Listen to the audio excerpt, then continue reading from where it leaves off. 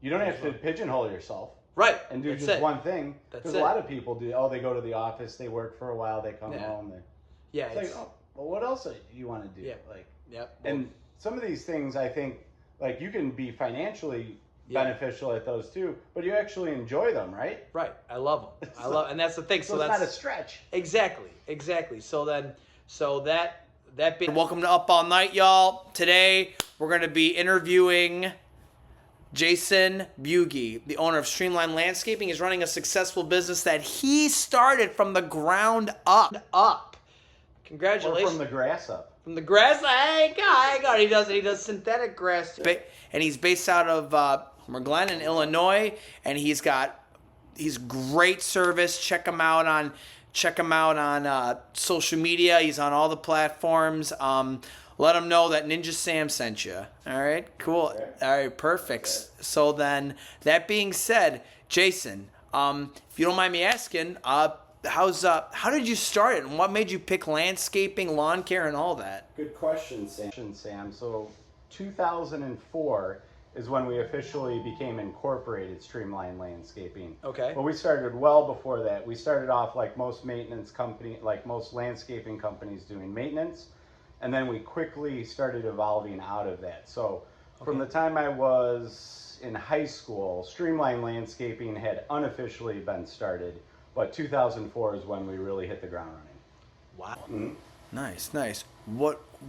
So then, that being said, what did you, when, right out of high school when you started and everything, what were some of the milestones that you hit that because landscaping and lawn care, Jason, is very competitive, wouldn't you agree? Yes, very competitive. And one of the, you were asking what one of the milestones was. One of the biggest milestones that we hit was when we evolved ourselves out of being a maintenance and individually contract business to strictly a contract business, meaning we'll install a patio, we'll install a drainage system, and we were completely out of maintenance. So that was the biggest milestone that we hit. And one of the reasons for that was we had all these contracts that we had built up over the years doing maintenance, and that's kind of like guaranteed money, right? So you get your contract, you're going to be making X amount of dollars for the year.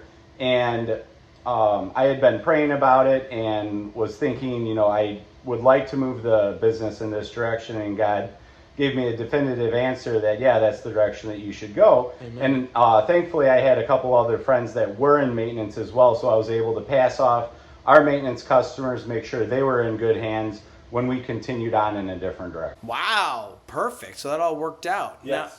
Now, did you know a lot about landscaping and lawn and everything going into it, or did you kind of learn as you went? We learned a lot as we went. Some of it was trial and error, and thankfully, like say for example, our first retaining wall job. I had never done a retaining wall before. I was able to work with some other crews that did retaining walls. So based off of what I was doing with them, I then took that information, transferred it over to my company, and then once I removed myself from working in the field, I was hiring people that were well familiar with the projects already before, and then they'd be able to train guys underneath them as well. Wow. So it kind of worked like that. So it kind of like, you just started the business, you went out there, and then you learned as you go, and then you passed it off. Basically, you said to, would you agree, you said to take your boots away from the job? Yes. Yeah, so I've been out of the field now, and this was I didn't know we were going to be discussing this because I got to think back. No, you're good. I'm guessing, if I just had to guess, I've been out of the field for 15 years. Wow. So about 15 years. Out of the field, can still show up on the job sites if needed, but our foremen run everything fluidly, and then everybody underneath them. So most of our communication is just adequate over the phone. Perfect. That's good. Now, when you started, Jason, because a lot of people who try to start businesses, especially, they feel like they need all this money to start. They need to go out, take all these loans, all this stuff. Let's separate fact from fiction right now, Jason. Did you have to do something? Did you have to like save up like an astronomical amount of money? Did you have to take out loans? Like what did you do? That's a really good question, and there's lots of different ways that people can go about starting their own business, and much of that depends on what scalability they're looking to accomplish, right? Okay. And so I was able to start off mine with relatively little money because I was still living at my parents' house at the time. Okay. When I was in my early 20s and I was going to College of DuPage for horticulture classes, business classes, things of that nature. So I was able to save money as well. And the way that I built my business was I started off with one truck, and then I started off with one trailer and a couple pieces of equipment. And then as I was growing, I'd purchase a second truck. So I didn't take out loans for what I had set up, but I was able to scale it appropriately. And then as I moved out of the house, obviously there's different financial concerns that come with that when you have your own house and all that type of stuff. Right. So I built mine relatively slowly, and currently we have 3 trucks, 3 trailers, excavators, full-size bobcats, minis, and so we have everything that we would need in order to handle any size scale landscaping project. Wow, awesome. That's impressive. Fun toys. Very yep, very impressive. Fun toys. Very. And we're back. So now, Jason, question. Yes. With customers and everything, like when you're getting customers and you're doing things and everything, how do you network? How do you just hit the ground running and get customers, like somebody who has, let's just say somebody who has no sales experience, nothing. They're just hitting out there, trying to get customers, trying to start the thing. How do they start? Where do they even go? So things are very different now than when I started in 2004 with the advent of social media and things of that nature and apps on your phone. So when I started, none of that was really around, right? So a lot of our work was word of mouth, and which is terrific, and the customer retention for that is very high. So if we come in and say it's somebody from our church that we do a patio for, and they love the patio, they're probably going to be telling another 5 or 10 people about their patio, or they have a party, people are going to say, hey, you didn't have this patio before. So that word of mouth is excellent. At that time also, just doing things like mailers, like through Minuteman Press, which is now C&J Printing, they would put together terrific mailers for us. We would do flyers in parking lots. But now, so fast forward to now with social media, that's really taken over the majority of, our advertising and pulling in new customers, because there's so many different people in these groups when you're online, whether it's Facebook or Instagram or any of those, that you're getting instant exposure to tens of thousands of people almost effortlessly daily. Like I was just discussing with Sam before we started this, joining these Facebook groups is an excellent way to get the word out about your landscaping or anything else that you're doing, any type of business that you're doing. And then that's just going to catch on like wildfire. Wow. Perfect. Like, have you ever had any difficult customers?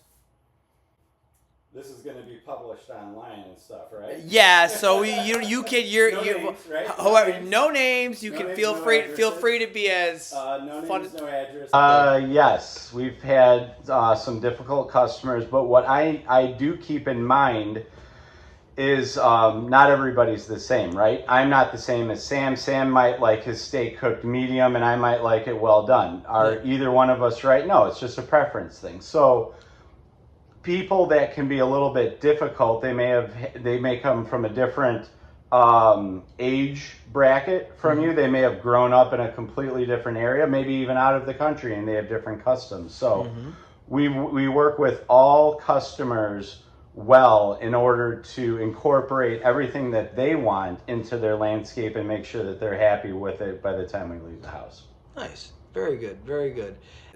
And then when you're keeping, you said that the word of mouth is very retentive. Now, how, with that in mind, what would you say like the ratio was from like word of mouth versus the new social like social media? What do you think is bringing you more, like the more customers? Oh, by far the social media. There you go.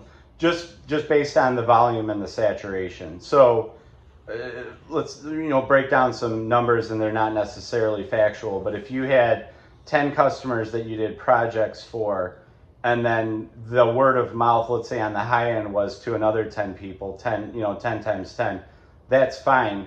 But as far as the social media goes, you could be tens of thousands. If people saw that you did a project and then you actually did the project for them, it's kind of like multiplying that out double, because you're already getting the word of mouth from them, and then they're also on the social media doing it, whether it's your Google reviews or your Yelp reviews and all of that type of stuff. So yeah, the social media is by far a better way to saturate that. Wow. Very awesome. Now so social media is basically that's where it's at, man. That's a big part of where it's at. Now that a lot of businesses, which they've had this question before, Jason, is that they say good work or good help is hard to find. So now, what would your advice be on hiring people and looking for people? Would you post an ad and just do it, or do you really got to know the person, or what advice would you give on that? I mean, I've done a mixture of both. I've hired family members, I've hired friends, I've hired complete strangers. And I would say that the most beneficial thing that you can do if somebody was going to be hiring somebody, whether they were an employee or a subcontractor or anything in between, temp worker, was to do as much background information as you can, as well as talking to them and meeting with them before putting them in the field. That's just going to save you time in the future. When we were growing at a rate that was hard for me to manage, I think the most, we had 20, just under 30 employees and subcontractors when we were also doing maintenance. So I think we had 28. And I was pulling in people faster than I could vet them properly, and it ended up biting us in the butt a bit, because then you'd have to either lay somebody off or you'd have to discipline them in a certain way, whereas if I had more time to delegate towards that, I wouldn't have had to do that. Wow. All right, cool. So just kind of like pedigreeing the people, making sure that they're good. Yep. All right, perfect. Nice. Now, and then also, let me tag a little bit onto that. If your business is in a position where you have, say, managers, the manager is the most important role. So our field guy, Peter Carlson, that's also the manager and that runs everything in the field, he's very good at what he does, and then he's also very good at managing people. So that takes an element away from myself, knowing if I know that they're pretty good and then they're working with Peter and he's keeping an eye on them, that's less that I have to worry about in the field. And then he obviously reports to me if there's any issues. So just wanted to tag that on there as well. Cool. Copy that. Okay. Now, that being said, now going forward, is there any other type of advice, Jason, that you can give to people out there? Like anything that you've kind of encompassed down the line, like anything that's kind of good for you? Like, I've heard a lot of people who are successful business owners, they kind of like to give back. Now, do you feel like that's a very important thing to do in society, or what? Yes, and I'll answer the first question first. As far as no, we'll talk about the giving back thing because that was the last one. And yes, philanthropy is very important. If God's blessing you, whether it's financially or with talents, you should definitely give those back. Mm-hmm. And my company does that in a variety of ways, and I'm not going to mention all of them. But two of them are, we work with the Beautification Commission in Willow Springs, and I'm on the board for that, and we help facilitate a lot of the projects in Willow Springs. I used to live in Willow Springs. Shout out to Willow Springs. There you go. And so I enjoy doing that, and that's terrific. And then another one is I go to LaGrange Bible Church, and so we're able to help facilitate a lot of the landscaping-based projects there, and kind of help out some of the congregants as well. So hopefully that answered that question. Yeah. Okay. That's perfect. And then what was the one before that? Help me out. Oh yeah. So Jason, anything that you've kind of encompassed down the line from running a business, because it takes a lot of dedication and just staying sticking to the grind and doing stuff, any like odd things that you've encompassed down the line that you would say to kind of look out for? That could... So I would say maybe not something to look out for, but one of the best things that you can do. And so in my business in landscaping, when I started, and even before I started surrounding myself by people that were in business in general. And it didn't have to be landscaping. They just had to be good in business, whether it was a businessman or a businesswoman. And then specifically surrounded myself with guys like Eric Hansen, who ran competitive landscaping out of Downers Grove. And he had a terrific business model, and he was well-versed in the entire industry. And so picking his brain as much as I could as well helped me catapult Streamline as as I was getting it started as an S corp, and not second to that by any means, but run everything by God. So whether you're looking to pivot your direction of your business, expand it, grow it, contract it, pray about it, run it by God before you do anything, and then once you got a solid answer, move forward. Amen. Amen. Amen. Perfect.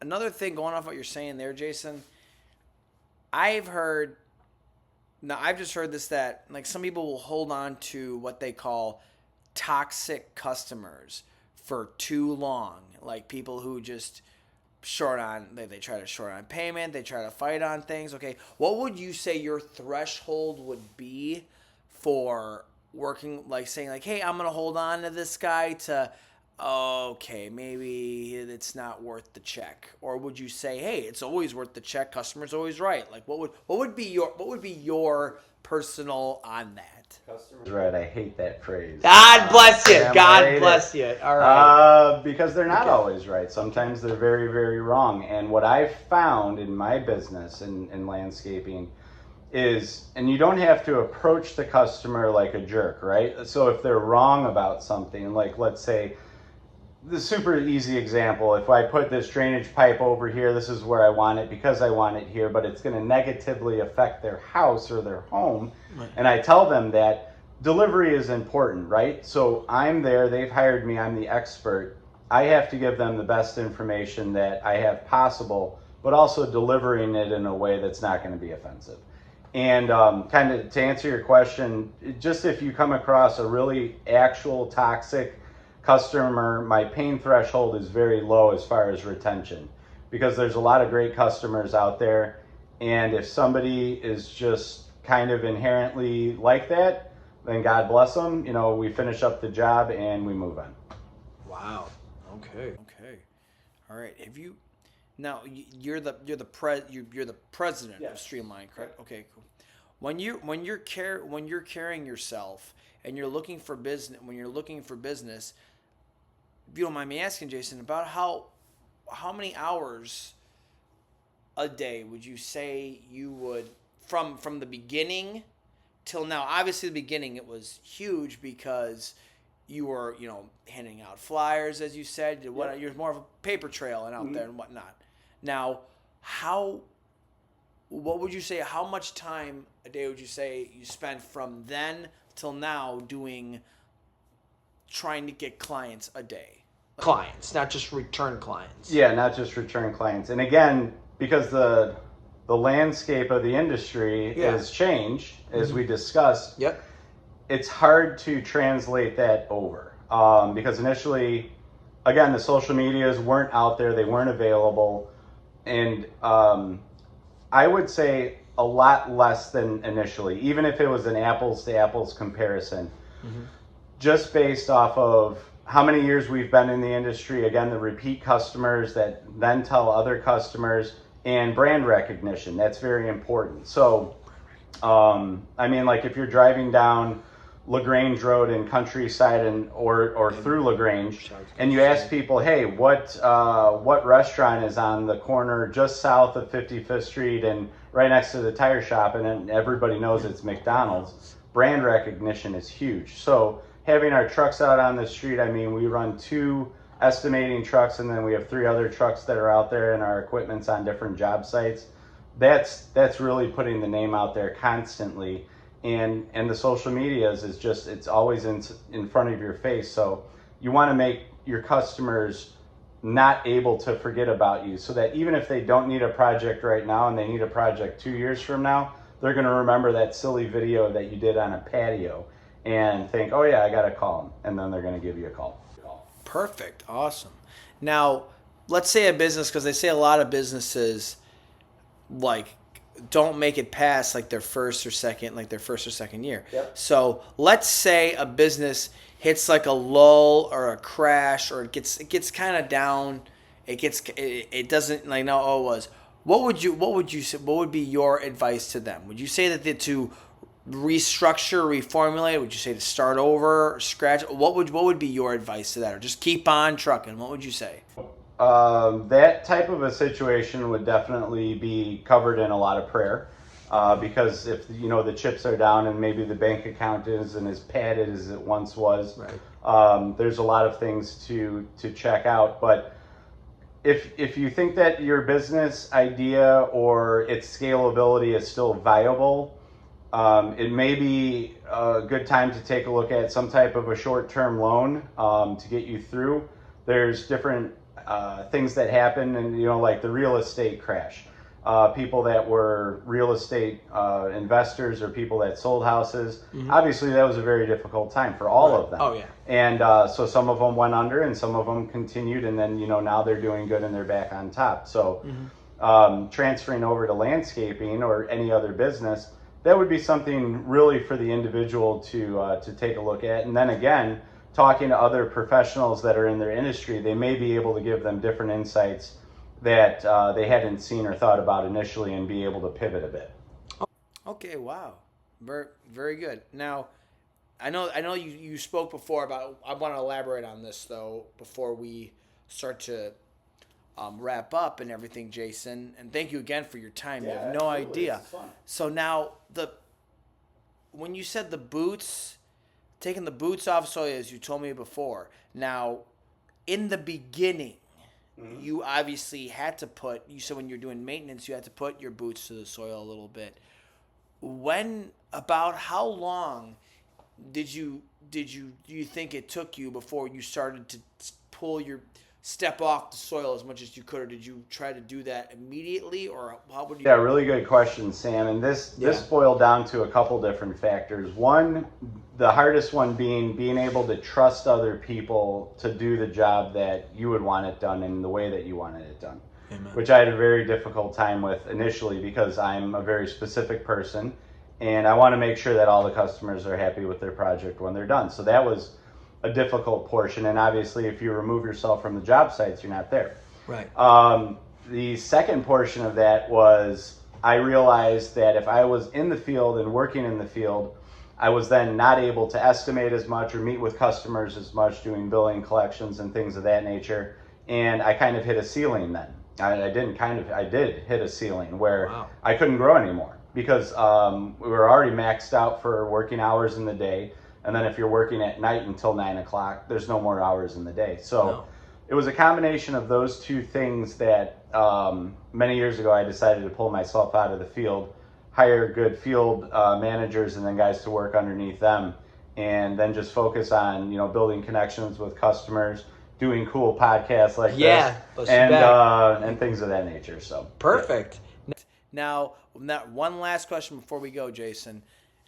Do you have any? So some people have hobbies that help and like I was just been told, and correct me if let me know if this is true or not, that it's important to make time for yourself and to have those hobbies, that those hobbies are actually somewhat important. Would you agree on that? And what would you say? What are your hobbies that you? 1,000% having hobbies outside of work, because work is important, and it's biblical too. Genesis, right at the beginning, God took the man and put him in the garden to take care of it and tend for it. So we can see right off of the bat that work is not a bad thing, and can be enjoyable too. And I love landscaping. I love working with customers, seeing projects come to life, and all of that type of stuff, and then seeing them use it for years and years and years. But that can also become stressful, and so to have some type of a release and an area that you can go to that's not landscaping related is important. And you may have to pan back a little bit, but Yep, some of these. Let's do it. Let me do that right now. My hobbies, right? Yeah, there you go. Wow, look at that guy. Putting God, them on a wall. So hunting is by far my favorite hobby. Whoa. And we have a new one coming. Depending on when you're back, Sam, we'll have a new one on the wall. We just got it 3 days ago. Oh, yeah. So hunting, my personal hobby at the top, but I have other ones as well. And just being able to do that, and then also, sorry, I made you move the camera. No, you're good. You're good. Being able to then connect with other people that share that same hobby. Amen. I have a lot of friends in Wisconsin that enjoy hunting and things of that nature. So then, you know, you can kind of get your mind off of the landscaping, relax a bit, enjoy it. It also provides us food and be able to just do something outside of what you enjoy, and also can be a little bit stressful at times. There you go. Very cool. Well, awesome. Well, once again, everybody, this is Ninja Sam at Up All Night. I got a time. Ninja Sam, Up All Night. This is Jason, the owner of Streamline Landscaping out in Homer Glen, Illinois. He does great work. He's been at it for years. If you need any landscape jobs done, make sure you contact him. Jason, once again, thank you so much for coming on the show. You have no idea. I appreciate it. And the plethora of information that you have bestowed upon us today. God bless you, Jason. Appreciate it. Yeah, check us out at streamlinelandscaping.com or always 708-296-4081. I appreciate it, Sam. Anytime. Thank you. All right. This is Ninja Sam saying stay up and stay crazy.